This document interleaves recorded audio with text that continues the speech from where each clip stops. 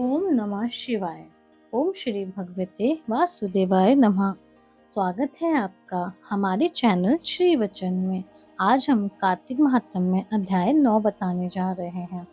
राजा पृथु ने कहा, हे नारद जी, आपने कार्तिक मास के व्रत में तुलसी की जड़ में भगवान विष्णु का निवास बताकर उस स्थान की मिट्टी का पूजन बतलाया है।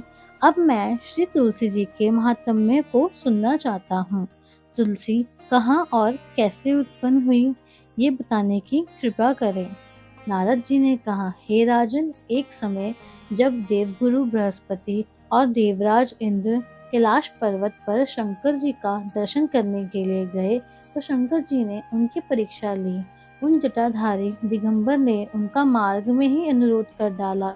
यद्यपि वे तेजस्वी, शांत, लंबी भुजा और चौड़ी छाती वाले गौरवर्ण अपने विशाल नेत्रों युक्त तथा सिर पर जटाधारे वैसे ही बैठे थे, तथापि इंद्र ने शंकर जी को ना पहचान कर उनका नाम धाम आदि परिचय पूछा और कहा, शंकर जी अपने स्थान पर है या कहीं गए हैं।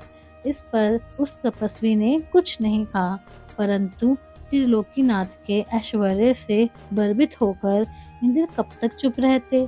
उन्होंने क्रोध से घुड़क कर कहा, अरे मैं पूछता हूँ, तू उत्तर क्यों नहीं देता। मैं अभी तुझे इस वज्र से मारता हूँ, फिर देखता हूँ तुझ दुर्मति की रक्षा कौन करता है।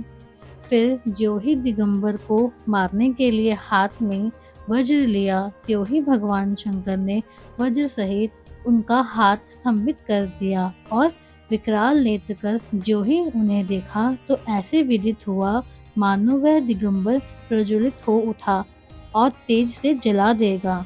भुजाएं स्तंभित होने से इंद्र के क्रोध और दुख का अंत ना रहा, परंतु जो ही बृहस्पति जी ने उनको प्रज्वलित देखा, त्यों ही अपनी बुद्धि से उनको भगवान शंकर जानकर प्रणाम किया और इंद्र को भी उनके चरणों में गिराया।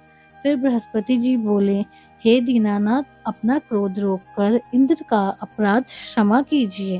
बृहस्पति जी के वचन सुनकर महेश्वर गंभीर वाणी में बोले, मैं अपने नेत्रों से निकले क्रोध को कैसे रोकूं। तब बृहस्पति जी बोले, हे भगवान, भक्त पर दया तो करनी ही चाहिए, अतः अपना भक्त वत्सल नाम सार्थक कीजिए और इस तेज को शांत कर इंद्र का उद्धार कीजिए। तब भगवान शंकर ने कहा, मैं तुम्हारी स्तुति से प्रसन्न हूँ, जो तुमने इंद्र को जीवन दान दिलाया है।